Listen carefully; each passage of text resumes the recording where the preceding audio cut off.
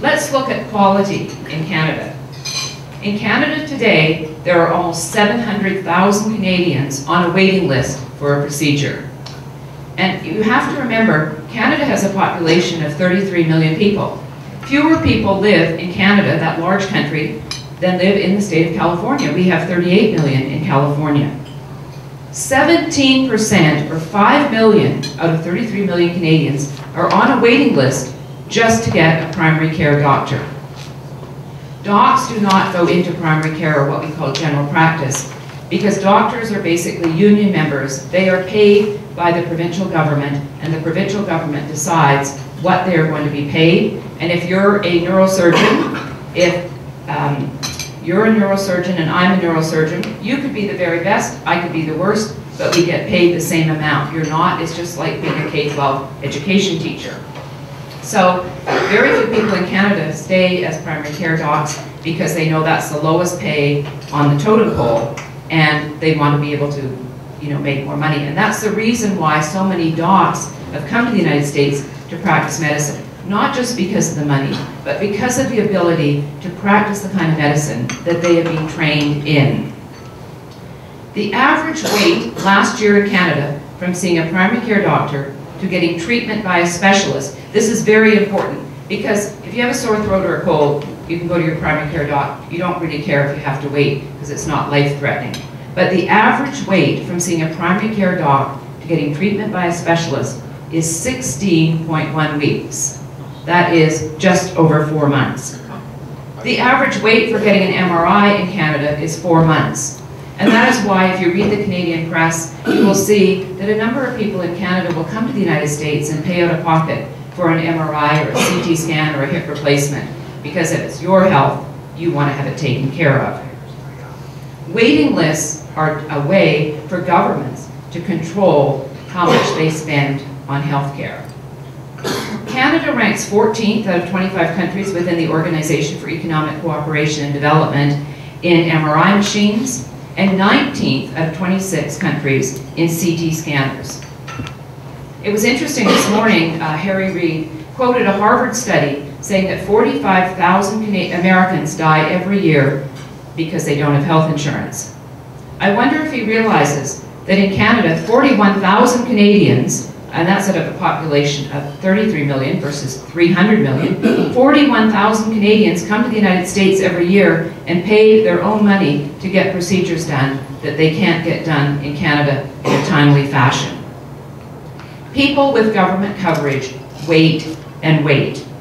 There was a woman in Calgary, Alberta, which is about the 3rd or 4th largest city in Canada, and she was expecting identical quadruplets in 2008.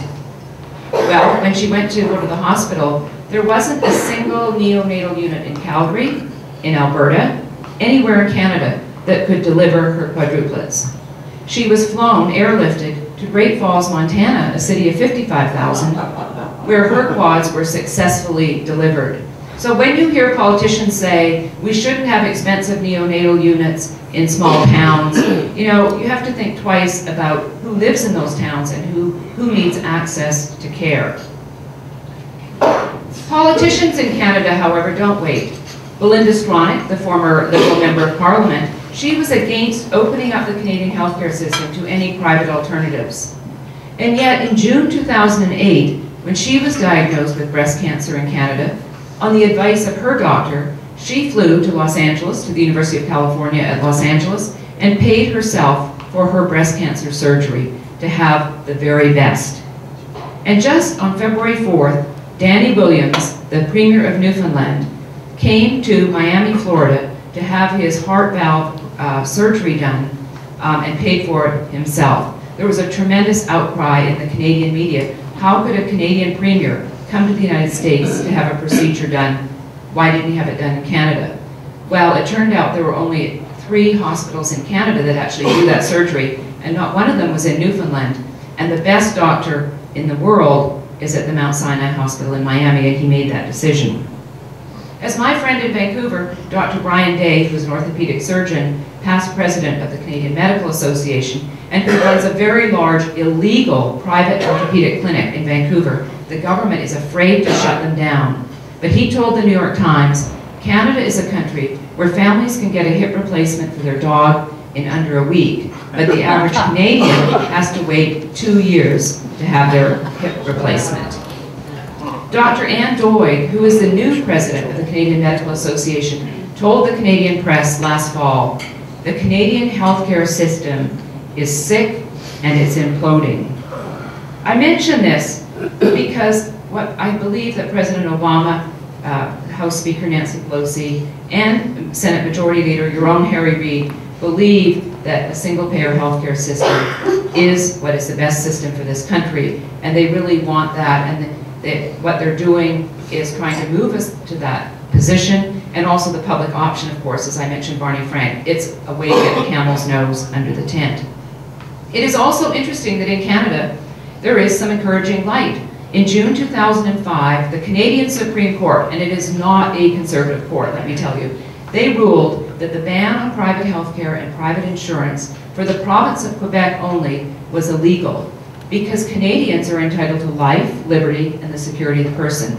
When you sit on a long waiting list, you do not have security of the person.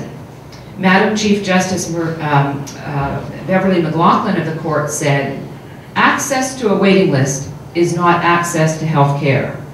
Canada has universal coverage, it does, but people don't have access to that care." Canadians intuitively know that a government-run healthcare system with no private alternative results in long waiting lists, ration care, and lack of access to the latest treatments. What about the American healthcare system? Well, no one can deny that we do have some problems with our healthcare system, and later I'm going to talk about some of the things I think we should do to make it even better and the very best in the world. Polls show that 82% of Americans like the healthcare that they have. And they also know that patient-centered solutions, empowering doctors and patients, will lead to affordable, accessible, quality healthcare. 56%, and this number has been stable since last summer, 56% of people polled do not like President Obama's healthcare plan. And we certainly we've seen it with the tea parties this summer, with the town hall meetings, and of course with the election of the governors in Virginia, in New Jersey, and Scott Brown's incredible victory to take the late Senator Ted Kennedy's seat as a Republican. 52% of the people polled after he was elected said they voted for him because they were very upset about what was going to happen to health care across America. As well, in the polls, 45% of doctors said that if America gets the Obamacare, they would seriously consider giving up the practice of medicine. So where is healthcare reform today? Well, the summit is going on as we speak. I wrote something that posted on National Review yesterday calling it Obama's Summit Challenge.